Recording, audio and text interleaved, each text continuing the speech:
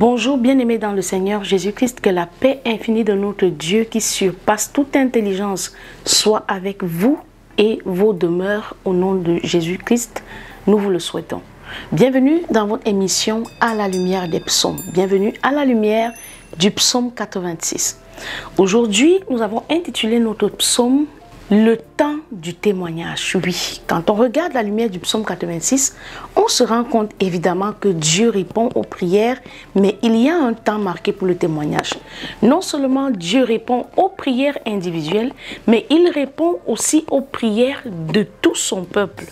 Ce psaume montre comment Dieu nous aime, ce psaume montre comment Dieu nous veut du bien et comment il fait bien une différence entre l'état dans lequel nous étions avant que nous recevons Christ, et il fait une différence aussi avec les promesses de l'Éternel rattachées à sa miséricorde.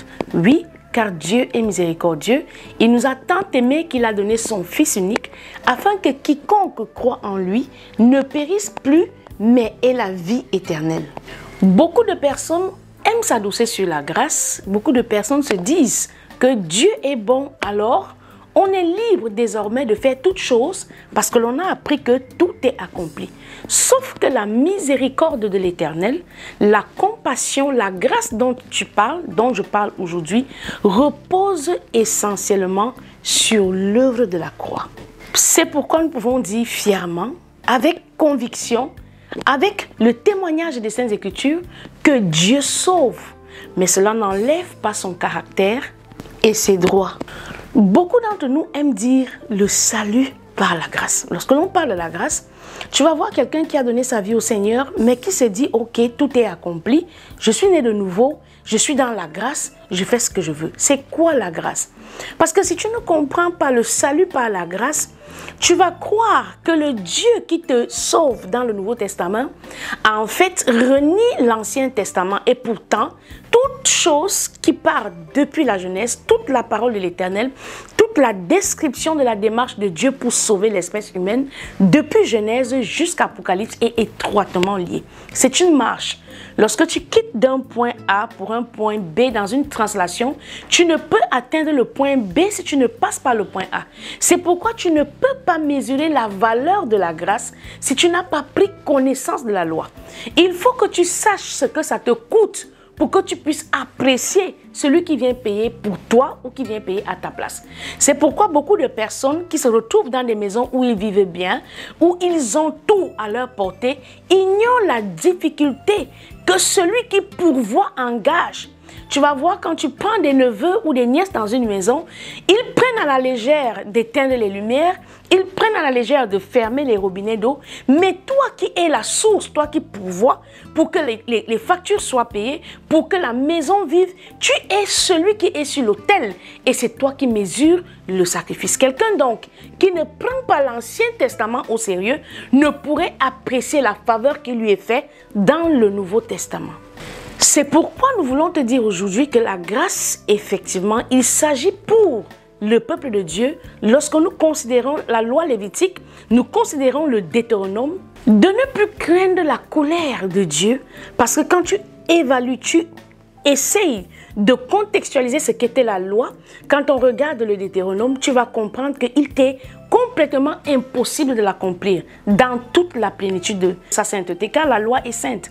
La loi, c'est le caractère saint de l'Éternel. Lorsque tu regardes, la Bible déclare que Dieu n'est pas seulement saint comme nous le voyons dans la parole, il est saint une fois, il est saint deux fois, et il est saint trois fois. Donc, lorsque tu auras même accompli toute la loi, la Bible déclare que cela sera toujours pour Dieu comme un vêtement souillé, car toute la loi des hommes ne peut accomplir la loi de l'Éternel.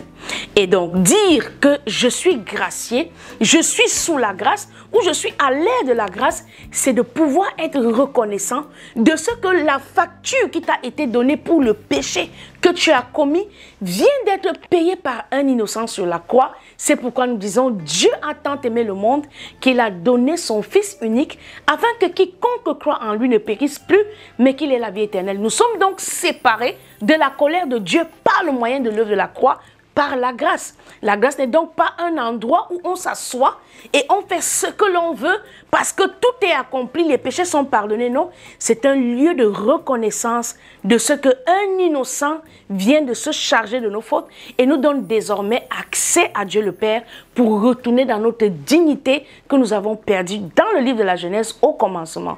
Bienvenue dans cette émission, que notre Dieu te fasse du bien. Dans le psaume 86, on peut observer le secours de l'Éternel en 3 phases. La première partie, comment Jésus-Christ nous capacite. Jésus-Christ nous capacite dans la grâce en ce que nous avons perdu l'intimité avec Dieu dans le jardin, Dieu qui venait le matin et le soir visiter sa créature, Adam et Ève. Jésus-Christ nous capacite, il nous réintègre dans cette intimité-là avec Dieu. Et désormais, le Dieu que nous avons connu au départ dans l'Ancien Testament, comme le juste juge, le Dieu de justice, qui punit, qui sanctionne selon l'iniquité de son peuple, devient donc pour chacun un Emmanuel, Dieu avec nous. Quand Dieu est avec nous, il n'est plus le juge, mais il devient le sauveur, le puissant sauveur. Car lui seul est capable de nous faire sortir des différentes captivités de notre vie. Lorsque tu viens à Christ, lorsque tu reçois Jésus-Christ comme Seigneur et Sauveur personnel, le premier avantage direct que tu reçois de l'Éternel, c'est la restauration dans l'intimité. Le Dieu qui était ton juge, qui était ton maître, qui était ton roi, devient ton Père. Lorsque le roi exerce un jugement sur une nation, il sera plus favorable envers son fils. C'est pourquoi la Bible déclare que Jésus-Christ est le premier-né d'entre les fils des hommes. Donc le Dieu que nous appelons désormais Père, nous avons cet attribut dans la typologie de Jésus-Christ. Nous pouvons retourner dans la conversation, l'intimité, la famille de Dieu par l'œuvre merveilleuse de la croix. C'est cela la grâce. La grâce n'est pas un pays de je m'en fous où on fait ce que l'on veut parce que Jésus-Christ est mort et que tout est accompli. Non. Le Dieu donc qui seul peut nous sauver, celui contre qui nous avions péché, celui qui a donné son Fils pour nous réconcilier avec lui, devient donc pour nous un sauveur en se détournant de nos iniquités passées. Lorsque j'accède, lorsque je confesse Christ dans ma vie et que je reçois le baptême par un engagement de bonne conscience, je réactive les desseins de l'Éternel en ma faveur. Donc je me replonge dans l'intimité, la capacité de tutoyer Dieu, la capacité de me rapprocher de Dieu, car s'il y avait quelque chose qui m'a séparé de Dieu dans ma vaine vie, dans mon ancienne vie, c'est le péché. Et en tant que fils désormais, je suis autorisé à recevoir le secours d'un Père et non plus la justice d'un juge saint. Le deuxième secours que nous recevons de Jésus-Christ, bien-aimé dans le Seigneur, c'est la prophétie de la délivrance de son peuple quand on sait que nous sommes déjà à l'aube du millénial. Et sans vouloir faire long, nous savons bien ici que le millénial, c'est ce temps ou cette période que Christ viendra, pendant laquelle il régnera sur les hommes, une période d'un millénaire où nous tous nous serons exempts de la mort, exempts de la douleur, car le règne de Dieu est un règne d'équité et de justice. On peut voir cela dans le livre de Daniel, lorsque le peuple qui est allé en déportation à Babylone retourne à la terre sainte. Bien-aimé dans le Seigneur, l'Ancien Testament, la première partie de la Bible est une annonce, c'est-à-dire c'est une image prime, une projection comme dans un miroir de ce que Christ va venir faire. Lorsque le peuple d'Israël va en déportation, c'est tout comme quand tu n'avais pas encore entendu parler de Christ, tu t'es retrouvé dans une vie de péché. Tu es né sur la terre pour accomplir des exploits dans le destin que Dieu t'a réservé, mais par l'ignorance et par ton péché, tu t'es retrouvé dans bien de servitude. C'est ainsi que l'on peut faire le rapprochement entre la servitude du peuple qui est déporté à Babylone et sa liberté 70 ans plus tard. Aujourd'hui donc tu as accès à Christ, aujourd'hui donc que tu es réconcilié avec Dieu, tu es semblable au peuple d'Israël qui quitte Babylone et qui retourne dans la délivrance, dans la saison de son témoignage. Daniel chapitre 9 versets 2 à 19, nous lisons au nom du Seigneur Jésus-Christ. La première année de son règne, moi Daniel, je vis par les livres qu'il devait s'écouler 70 ans pour les ruines de Jérusalem, d'après le nombre des années dont l'Éternel avait parlé à Jérémie le prophète. Je tournai ma face vers le Seigneur Dieu afin de découvrir à la prière et aux supplications, en jeûnant et en prenant le sac et la cendre. Tu vois donc que Dieu sauve, oui, mais Dieu ne se soustrait pas de ses lois. Il y a une procédure dans le temps du témoignage pour que l'on voit le temps du témoignage. Ce n'est pas parce que j'ai reçu le salut aujourd'hui que je vais vivre de manière négligente et je vais me dire, ok, j'ai déjà donné ma vie au Seigneur, tout va bien, tout ce qui me reste à faire, c'est d'aller à l'église et de payer ma dîme. Non, il y a une procédure. On voit ici que Daniel doit prendre un temps de jeûne et de prière. Quoi qu'il découvre que le temps de la servitude est déjà dépassé, mais il devait encore s'approcher de Dieu pour chercher sa face. Je priai l'Éternel mon Dieu et je lui fis cette confession. Seigneur Dieu, grand et redoutable, toi qui gardes ton alliance et qui fais miséricorde à ceux qui t'aiment et qui observent tes commandements. Voilà donc les lois et les préceptes de l'Éternel. Ce n'est pas parce que j'ai donné ma vie au Seigneur que je vais donc vivre de manière négligente en disant « Ok, j'ai été malin, je me suis sauvé de la destruction éternelle, alors je m'adosse sur la grâce pour vivre comme je veux. » Non, Dieu est un Dieu de préceptes. Dieu est un Dieu d'alliance. Dieu est un Dieu qui a des ordonnances et que nous devons observer. Nous avons péché, nous avons commis l'iniquité, nous avons été méchants et rebelles. Nous nous sommes détournés de tes commandements et de tes ordonnances. Nous n'avons pas écouté tes serviteurs les prophètes qui ont parlé en ton nom à nos rois, à nos chefs, à nos pères et à tout le peuple, oui, du pays. Beaucoup d'entre nous, lorsque nous venons à Christ, nous croyons que nous venons à Christ par un fruit du hasard. La Bible déclare qu'il nous a aimés le premier. Il y avait des signes, des choses que nous avons refusées, soit des conseils de nos parents, soit des personnes qui avaient pour devoir d'être des tuteurs. Nous avons désobéi à leurs conseils et nous nous sommes retrouvés dans une situation, soit dans un mauvais mariage, soit dans un travail pénible, soit même en exil dans un pays étranger. Dieu annonce toujours par la bouche d'un homme, d'un prophète, d'un roi, d'un serviteur de l'Éternel, que le chemin que tu es en train de prendre là n'est pas bon. Mais nous nous entêtons et cela nous conduit dans une forme de servitude.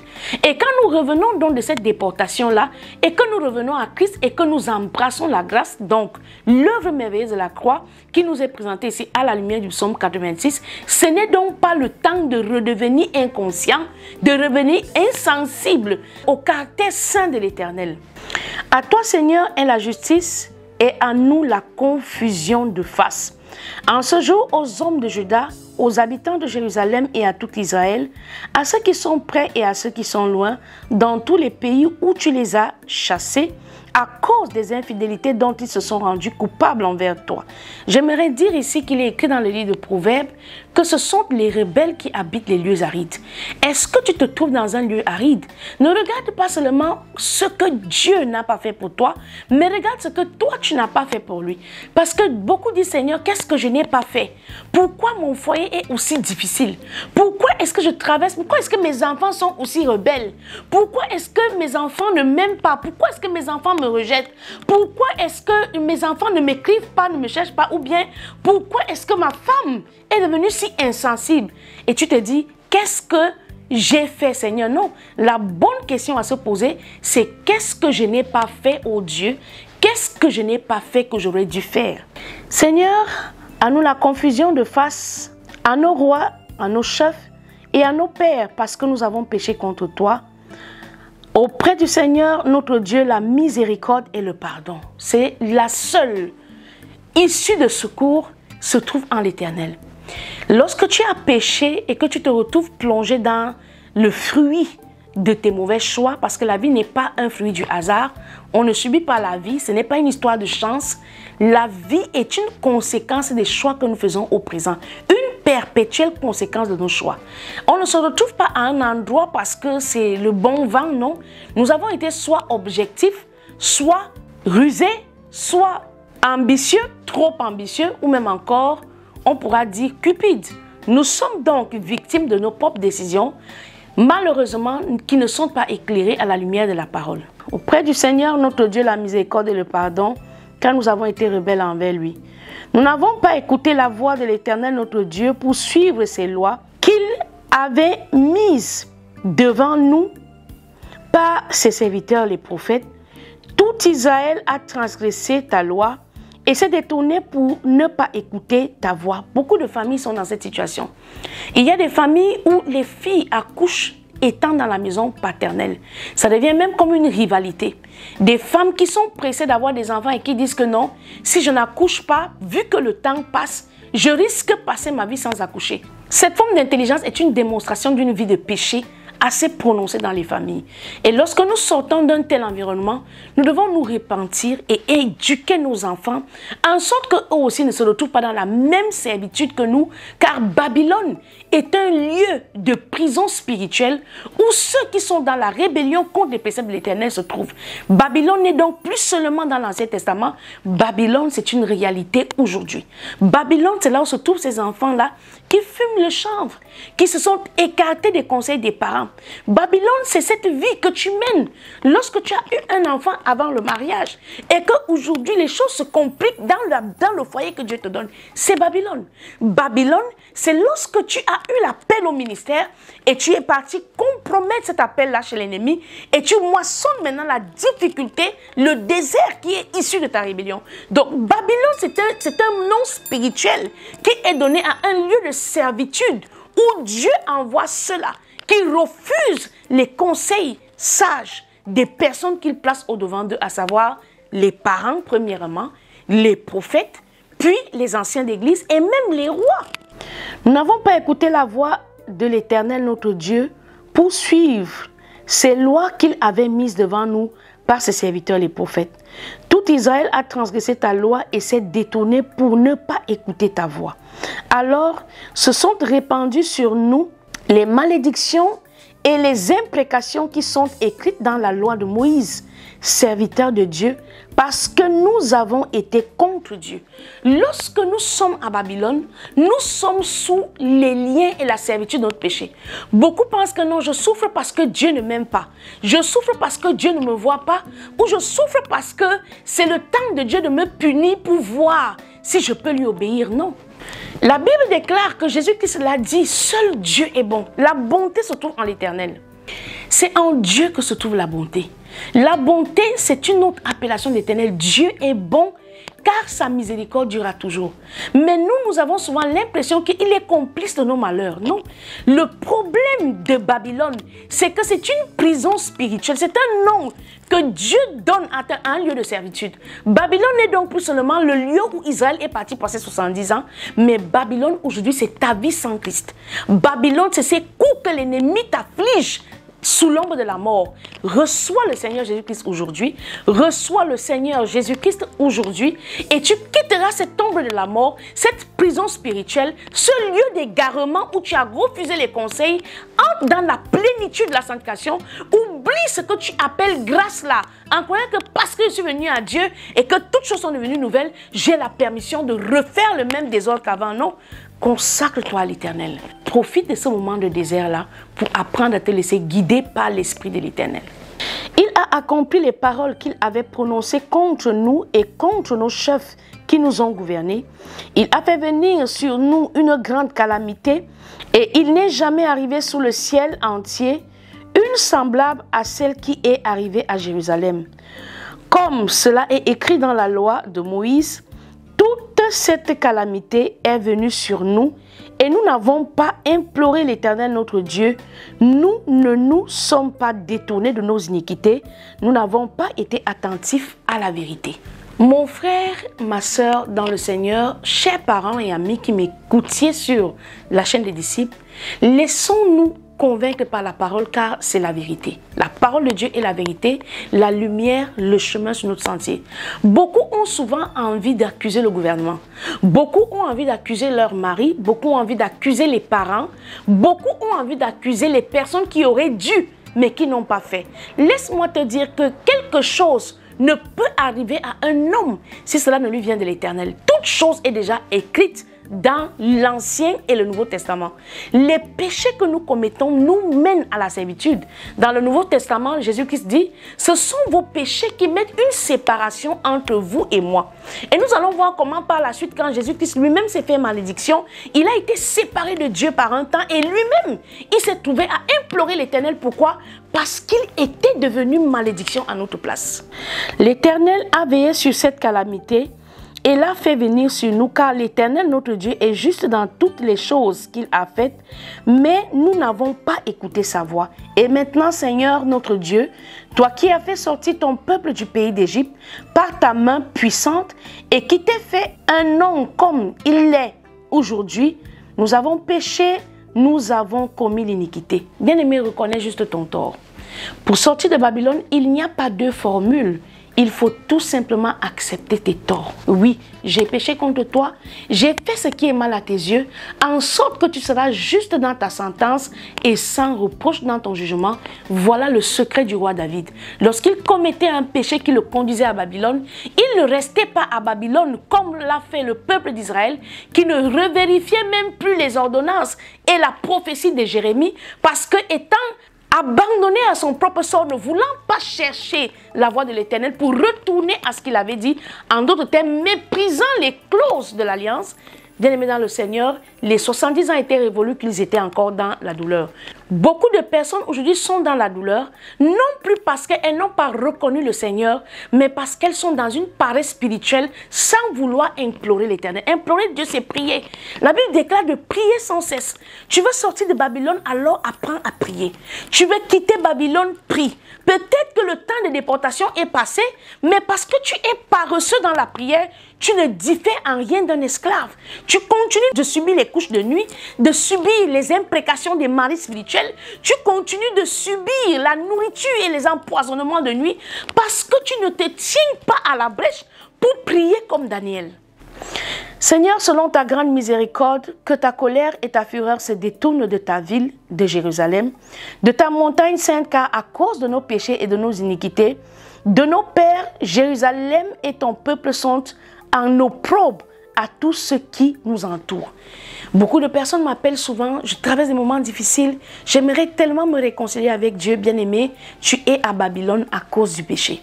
Ne cherche pas la voix d'un homme de Dieu uniquement, fais cet acte de foi-là, lève-toi comme Daniel, prends un temps de jeûne, prends un temps de prière, recueille-toi devant l'Éternel et il te montrera la voie que tu dois suivre.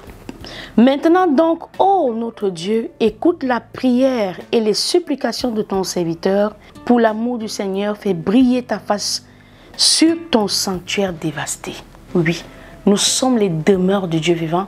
Nous sommes dévastés, des demeures abandonnées, détruites par l'activité démoniaque, parce que nous avons ouvert une porte par le péché. La Bible déclare que Dieu est pour nous une haie.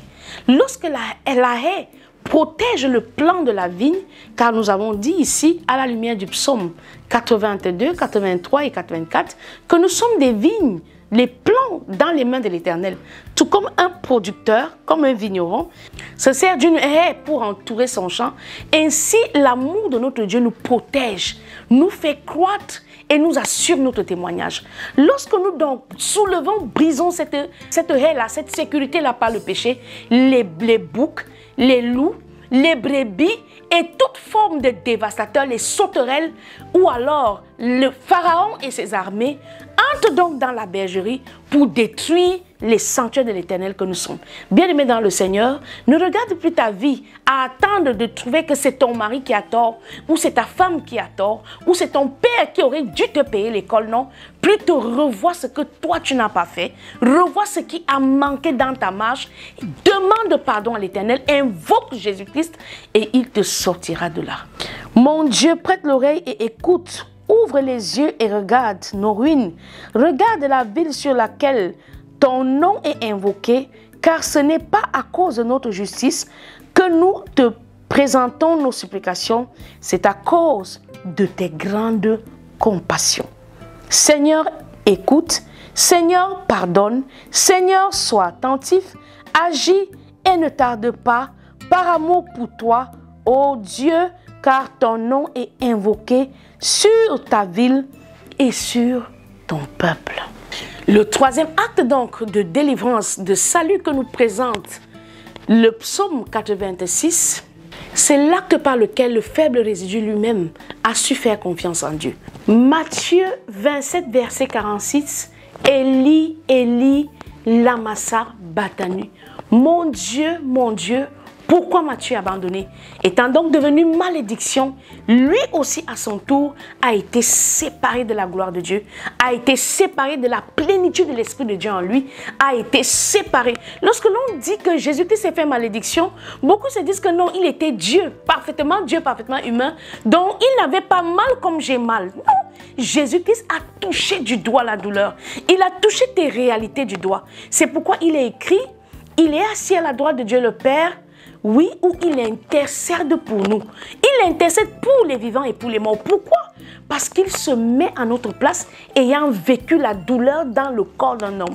J'aimerais t'interpeller aujourd'hui à recevoir la grâce désormais, non plus comme une vulgaire manne dans le désert, mais plutôt comme une miséricorde qui n'a pas de prix, d'un péché profondément amer qui t'a séparé de l'Éternel, et donc quelqu'un s'est chargé pour que aujourd'hui tu sortes de ce Babylone dans lequel tu te trouves, tu sors de cette maladie qui a été occasionnée par le péché, tu sors de cette vie de pauvreté qui a été occasionnée par le péché, l'impudicité, l'immoralité, l'abus de la parole, car la bouche qui parle beaucoup ne manque pas de péché. Bien-aimés, nous faisons des choses en l'envers, et pourtant Dieu aimerait que dans chaque famille il y ait un intercesseur pour prier pour le pardon des péchés de la ville, du sanctuaire profané.